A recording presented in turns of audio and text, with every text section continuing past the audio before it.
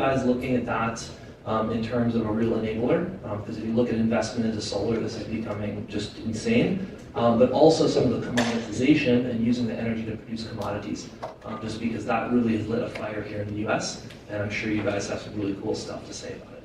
Thank you.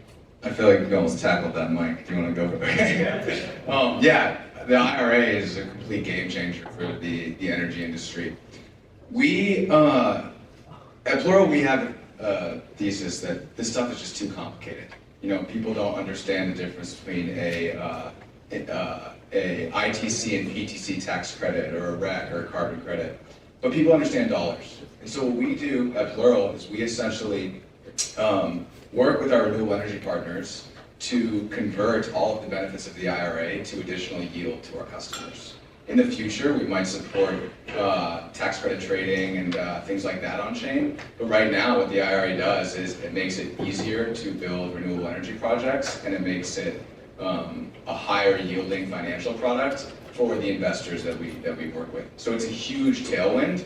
But it's not like I'm going to, try to teach DeFi investors how to monetize production tax credits from the IRA. But I can show them that this is public policy that gives them better yield on their investments.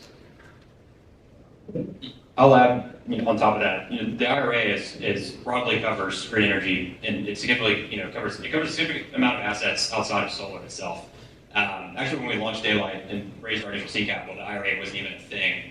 And it was kind of an amazing treat that we were gifted from Uncle Sam.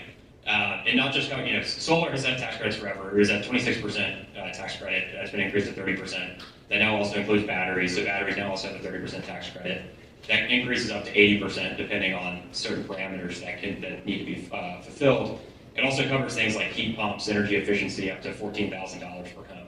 So all these things are incredible investments into the electrification of our economy.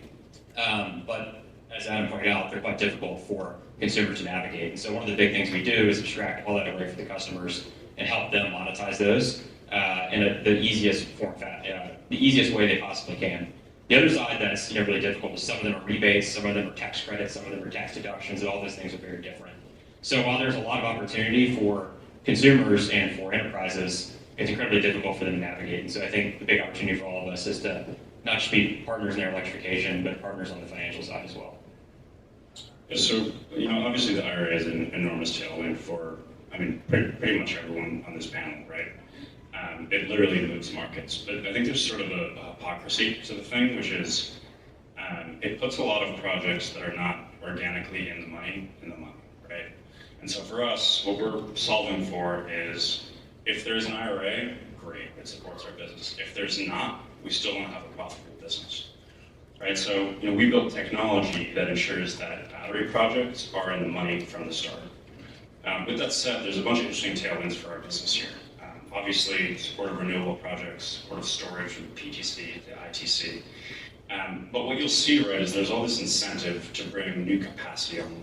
Right? You look at the IRA, you read the documents, it's focused in two places. One is new capacity, one is deployments. All these new gigafactories that are coming online, right, 60, 70, particularly in the Southeast, at the beginning of these factories' lives, you'd be creating an enormous amount of what's called grade B cells. Right? In EVs, even in storage systems, you have to use grade A cells. We're going to be creating all of this effectively trash or recyclable material. So part of Entheos' value proposition is we build technology that manages batteries at such a granular level that we can enable OEMs to use nearly any cell types, any qualities. Right? So all that grade B stock that's coming off these new gigafactories with super high error rates, we enable our customers, or our OEMs, who are also customers, to mobilize that stock without compromising on safety or lifetime. All right, great. In the interest of time, I'm going to move along. But good, interesting point on subsidies, though. Sorry, as a moderator, I probably shouldn't ramble too long. But I think it's actually probably fine to have a business to some degree that depends on the existence of some subsidy, because it's actually properly internalizing an externality. And that's what you see in West and North ERCOT, for example. Sometimes the wind energy actually will push the price negative. These units, and there's other reasons for that other than subsidies. It's harder to turn off some of the older units. But you also wanted to apologize for being late. I'll introduce myself. I'm Neil.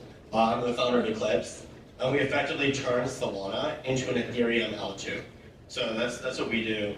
I was late because there's a second 409 San Antonio Road, and that's where I was. It's just some guy's house, so I had to came here. But great answers on the use of the token. And one thing that I feel like we didn't really touch on too much of that is that the chief benefit of crypto is composability. So how do you guys envision your projects composing with other DePINs or other primitives in the crypto ecosystem? Adam obviously has a lot to speak on the DeFi side. I think there's down the road some really interesting composability opportunities whenever you're doing on-chain finance of resources. But what I'm really interested in is the composability with DePIN projects.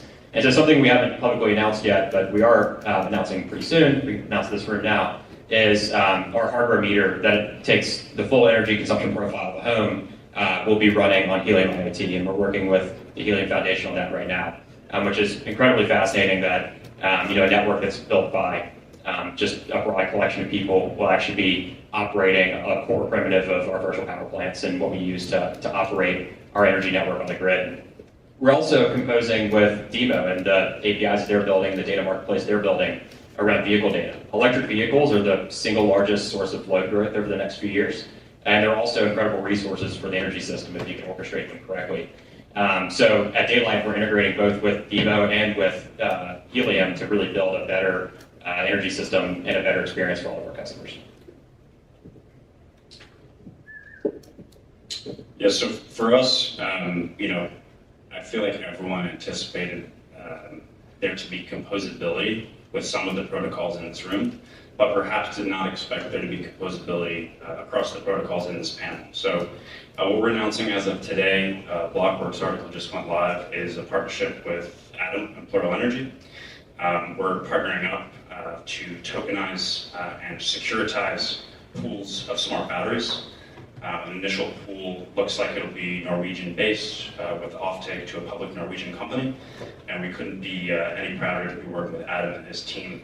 Entheos is really focused on building the infrastructure for a decentralized grid, and Adam and his team are building the infrastructure for decentralized finance to supercharge that grid. Yeah, so I will add some comment from the technical side. As the DePIN project, we put a lot of effort on the development. So the DePIN is quite heavy Web3 project. It's a full stack. So you need to understand the hardware, software, smart contract, the blockchain, the token economy. So it's better for a small team to reuse the existing the technical stack. So for example, the news X-Series, the layer 2, so it's quite the good solution for the most of the DePIN project to have the more scalability and high performance. And the most of the DePIN project need to store the data, the POPW data. So the Filecoin, Aave, those kind of decentralized storage is a good choice.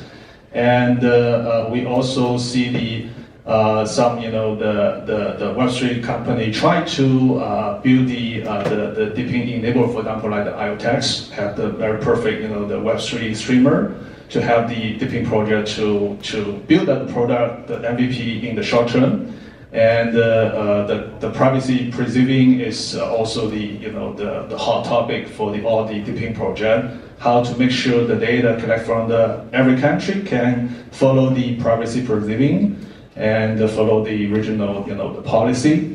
So I think that's the Web3 the project can achieve, because most of the projects are open source and can be used freely permissionless. So and also have the small team can build those big architecture. Those PIN is in the past those centralized PIN is always those giant, right? The 10,000, 20,000 people to do the development, to do the deployment. So you reuse the existing technology stack. That's the way for all the DePIN project. And then another I want to share is for our PIN we in the demand side we also using the DeFi, actually the DeFi with the carbon credit with the green asset called ReFi, regional refinance. So try to tokenize the carbon credit, tokenize the RAP to achieve the high, the liquidity, more transparent, and also lower the entry buyer for the more, the buyer, the demand side can join the rack trading and also doing the climate action. So that's the way also to give us some the experience how to bootstrap the demand side, even when the supply side is not so mature, because in the traditional world the demand side always rely on the mature the supply side. So the Web3 sometimes can help to accelerate the demand side as well. Yeah, so that's the two comments I want to add. Yeah, I think there are two angles for the so-called compatibility. One is financially. I think it's hard for the DePIN sector projects, even on this panel, to compose with each other financially, because DePIN is different from DeFi. But what makes DePIN special is the physical stuff. Physically, we can also do some compatibility. Like I discussed with Yuan from Helium also. We will release our smart plug to support LoRa signal also, ZigBee, Wi-Fi. So and also we potentially will also cooperate with GeoNet, the positioning network. We are kind of like the connect HVAC, water heater, EV charger, as more energy resources as we can. So we need to make sure the energy resources is located in that position. So I think physically, DePIN projects can cooperate or integrate with each other. So that makes DePIN, I think, it's the main gate for the mass adoption of the Web3. That makes DePIN meaningful for the next Web3 cycle. Because I think also the many people are discussing about the real world assets. We all care where are the new entrants to the Web3 world. We can't only do the DeFi, the liquidity games. We need new flow into this Web3 world. So DePIN is our user typically will be the non-crypto native users. So they are the mass adoption for the Web3 world.